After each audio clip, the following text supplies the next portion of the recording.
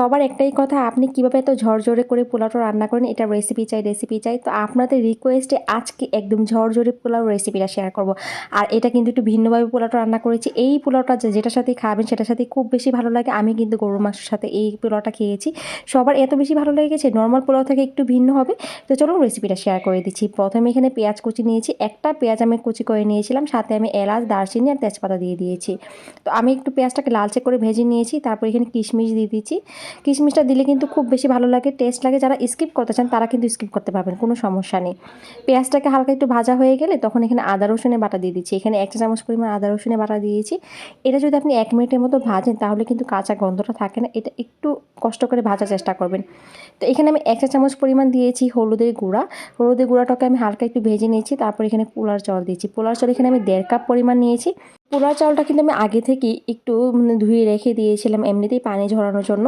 তো এইখানে কিন্তু চাউলটা একটু ভালোভাবে ভাজতে হবে। এই জিনিসটা যদি আপনি ভালোভাবে করেন তাহলে কিন্তু চালটা অনেকটাই ঝরঝরে হয় যখন আপনি পোলাওটা রান্না করেন।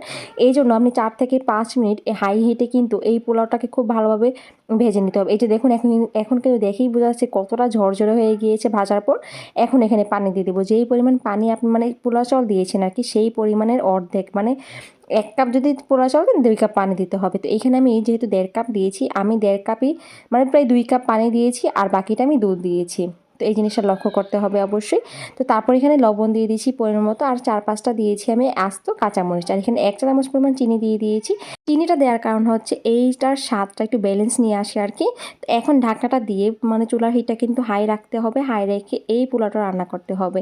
যখন বলক চলে আসবে আপনি একটু নেড়ে দেবেন। কিন্তু আমি এখানে আরেকটু হলুদ দিয়েছি। আমার কাছে মনে হচ্ছে হলুদটা একটু কম হয়েছে, তাই আমি আরেকটু হলুদ দিয়ে নেড়ে চেড়ে মিক্স করে দিয়েছি, আর লবণটা চেক করে নিয়েছি। যদি লবণ লাগে অবশ্যই দিয়ে দিবেন। তো ঢাকনা দিয়ে আবারও কিন্তু আমি এইভাবে করে রেখে দিয়েছিলাম হাই হিটে। এখন কিন্তু পোলাওটা অনেকটাই পানি টেনে দিয়েছে। যখন এভাবে পানি টেনে দিবে তখন কিন্তু একদম লো হিটে রেখে দিতে হবে, আর কিন্তু নাড়া যাবে না বেশি।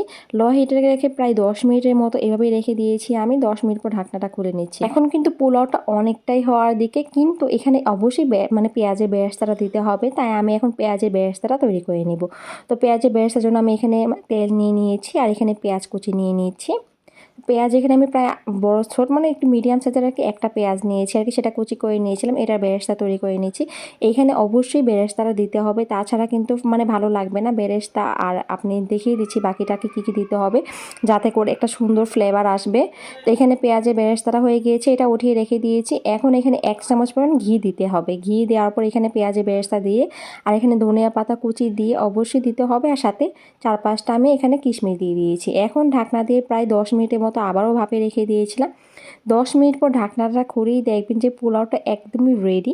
এটা কিন্তু একটু অন্যরকম পোলাও, আপনি মেহমানদেরকে দিবেন তারা কিন্তু প্রশংসাই করবে আপনার এত বেশি।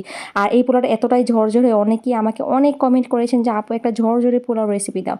তাই আপনাদেরকে আজকে একটা ঝরঝরে পোলাও রেসিপি দেখানোর চেষ্টা করেছি। আলহামদুলিল্লাহ, আপনারাও যদি এভাবে ট্রাই করেন ইনশাল্লাহ সফল হবেন। যদি ভালো লেগে থাকে অবশ্যই লাইক, কমেন্ট আর শেয়ার করতে ভুলবেন না। আজকের মতো বিদায় নিচ্ছি। আল্লাহ হাফিজ।